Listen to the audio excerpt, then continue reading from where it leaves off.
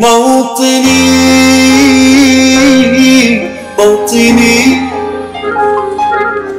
الجلال والجمال والثناء والبهاء في رباء. Je fais partie de l'Union juive française pour la paix, qui est solidaire de tous les droits des Palestiniens, y compris bien sûr le droit au retour. J'ai fait 5 petits voyages en Palestine, notamment avec des associations maghrébines, pour bien montrer qu'il ne s'agit pas d'un conflit de religion, mais d'une guerre coloniale. Voilà. Et j'ai été marqué par des choses qui m'ont beaucoup ému.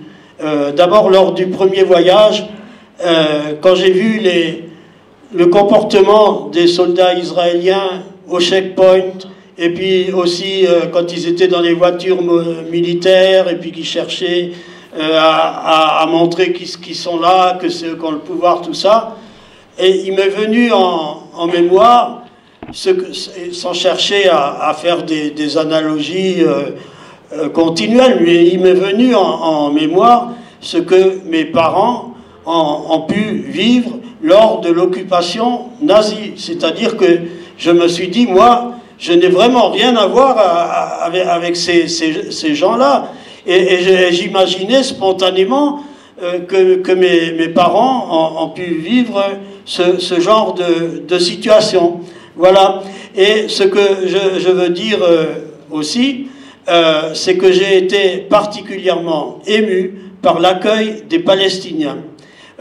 D'abord, quand je disais que j'étais juif, il n'y avait aucun problème, bien au contraire, ils me remerciaient d'être là. Ensuite, dans des situations délicates que les Palestiniens vivent tous les jours, c'était eux qui cherchaient à me protéger. Par exemple, quand j'étais à une manifestation à Bilin, il y a eu des lacrymos, donc j'avais les yeux qui coulaient, et le gamin de là où j'étais hébergé, eh ben, il venait vers moi pour me prendre en charge, me consoler, tout ça, alors que lui, il vit ça tous les jours. Il m'est arrivé autre chose aussi. J'avais emprunté une route palestinienne avec des Palestiniens pour partir de Jénine, et voilà qu'on est arrêté par les soldats. Et les soldats donc m'ont retenu. Bon, c'était un peu une aventure, tout ça. Et les Palestiniens qui étaient avec moi intervenaient pour que les soldats me laissent tranquille, alors qu'eux, ils vivent ça tous les jours. Donc c'est vraiment des situations émouvantes. Voilà, alors je veux dire, bon, d'abord un peu rappeler qu'avant la conquête sioniste, la conquête coloniale, il y avait 5% de juifs en Palestine qui vivaient en bons termes avec les autres communautés palestiniennes, chrétiennes. La situation s'est gâtée seulement à partir du moment où il y a eu la conquête coloniale, les vols de terre, etc. Vous avez dit là que le Hamas, on ne partage pas ses idées. Moi aussi, je suis d'accord. Je ne partage pas les idées du Hamas.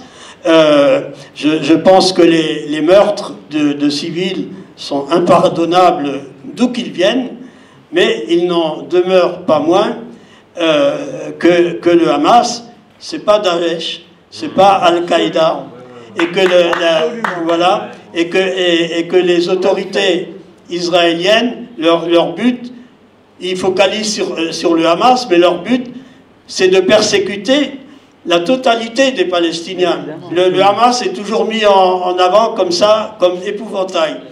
Et je peux dire que le Hamas, malgré mon désaccord, votre désaccord avec lui, n'est pas une association antisémite. L'UJFP fait un travail avec des paysans à Gaza, hein, et notamment il y a eu la construction d'un château d'eau. Voilà, sur le château d'eau, il est écrit en grand UJFP. Et il n'y a jamais eu de problème avec le Hamas sur ce point-là. Voilà, alors donc par rapport à la situation d'aujourd'hui, je partage entièrement tout ce que vous avez dit, les unes après les autres. Bon, simplement, je veux dire un petit quelque chose par rapport aux réactions des Juifs dans le monde. Fort heureusement, il y a de plus en plus de Juifs qui commencent à prendre des distances par rapport au régime israélien. Et il y a une variété d'opinions dans les populations juives comme dans les autres populations. Hein. Par exemple, il y a des Juifs qui sont contre la colonisation, mais qui malheureusement sont aussi contre le droit au retour. Vous voyez, il y a une variété d'opinions. Il ne faut pas cataloguer automatiquement 99% sont avec Israël et 1% contre. C'est plus complexe que ça. Il y a un pays où il y a vraiment des réactions exemplaires, et ça peut paraître tout à fait paradoxal, de population juive, c'est les États-Unis. Aux États-Unis, il y a un mouvement qui s'appelle Jewish Voice for Peace, Voix juive pour la paix, et ils sont des centaines. Ils ont envahi le Capitole, qui est l'équivalent de l'Assemblée nationale plus le Sénat. Eux et leurs sympathisants ont envahi à des centaines de Capitoles pour exiger un cessez-le-feu immédiat. Ils ont également envahi une gare centrale à New York. Ils ont vraiment un comportement exemplaire. Et ce qui est très intéressant, c'est que parmi eux, il y a beaucoup de jeunes juifs sont en pointe dans le mouvement de boycott d'Israël, dans les universités, dans les campus. Et ça, c'est un exemple, et puis un espoir, un peu quand même, pour les populations juives dans le monde. Donc en France, malheureusement, on a affaire à un pouvoir qui est allié d'Israël. Hein. Ça serait faux de dire qu'il est simplement complice, il est carrément allié. Hein. Il soutient ouvertement Israël, il cherche à s'interposer pour sauver la peau de Netanyahou. C'est ça la réalité, hein, de ce qui se passe. Voilà. Et depuis Sarkozy, tous les gouvernements se sont retrouvés du côté d'Israël, qu'il s'agisse de Hollande, de Macron maintenant. Voilà.